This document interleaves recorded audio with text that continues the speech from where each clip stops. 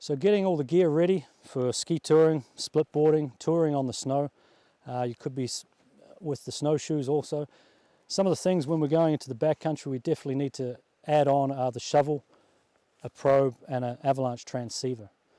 So having that gear, being ready to use it, having good knowledge how to use it, but also having your system set up so you're wearing it in a way that's most efficient.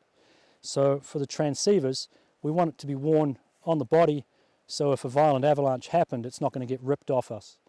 So generally it's underneath, quite close to the base layers, but you still need to be able to get to it as well. The way I have mine set up, I can have a choice. I can either unzip and get to the transceiver out of the holster here. I also have it on quite a long bungee lanyard, so if it was inside and it was a very bad weather day, another option is, if the weather's really bad, to be able to reach up and unclick from the harness and bring it out so that I'm still weatherproof, but I can use my transceiver. I have it on this really long lanyard because I find that's much easier for when I do the last part of the search, which is quite often the critical and sometimes the most difficult part of the search. So when I'm getting down to do that pinpointing, I can actually move the transceiver almost 2 meters without me moving. If I'm having to follow that with a short leash, then it becomes really awkward and not as efficient. It's harder to stay accurate.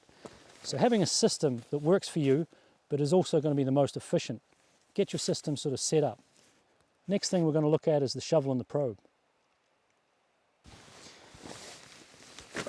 So the shovel and the probe, how you have it stashed in your bag is quite a critical thing. It can save you a lot of time. You don't want it buried below your extra jacket, your extra gloves, your lunch, and have to look through all that stuff to get to it.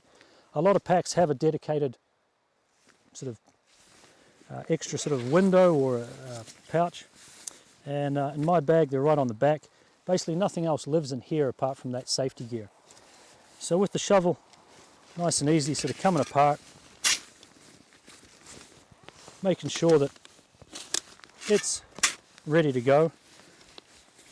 A lot of people will have their probes still in, perhaps they're a little bag that sort of comes with it. I tend to flag that because that's an extra little draw cord I have to do.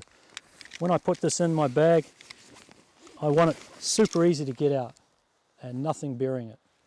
So it might seem like a small point, but this is going to be an emergency situation when you want to get to this gear and you want to make it second nature, not have to think but just react.